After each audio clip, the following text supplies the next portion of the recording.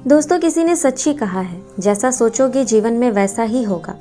जीवन की अधिकांश चिंताएं तो भ्रम के कारण ही उपजती है। जीवन के संकटों पर गौर करके देखें, कहीं ये आपके भ्रम तो नहीं।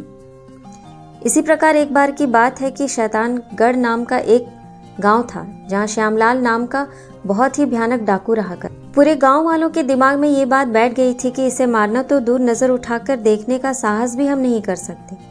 अचानक एक दिन सुबह सुबह गांव में ये खबर मिली कि श्यामलाल की मृत्यु हो गई।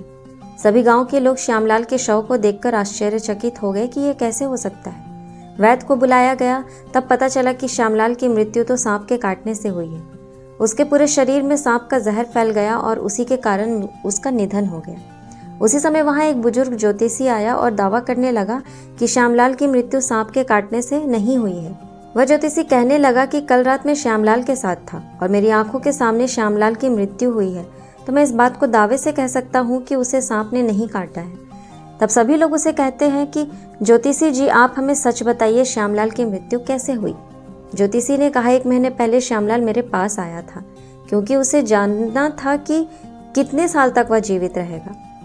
तब मैंने मजाक में उसे कहा था कि 1 महीने के बाद बराबर रात के 12 बजे एक जहरीला सांप तुम्हें काटेगा और तुम्हारी मृत्यु हो जाएगी। 1 महीने बाद रात 12 बजे अपने आप को उस जहरीले सांप से बचा लो तो आप मृत्यु पर जय पालोगे।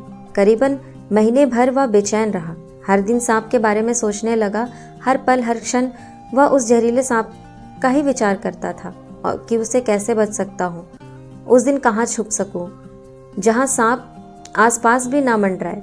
कल रात जब घड़ी निकट आई तो श्यामलाल ने मुझे उसकी रक्षा के लिए उसके पास रहने का निवेदन किया, और जब रात के 12 बजने के लिए 1 मिनट बाकी था तो श्यामलाल की धड़कन तेज होने लगी।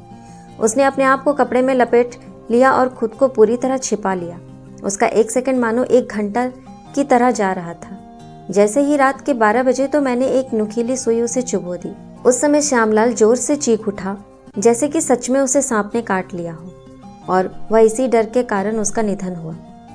दोस्तों, इंसान जिस तरह का विचार रखता है उसके शरीर में प्रतिक्रिया भी उसी के हिसाब से होती है।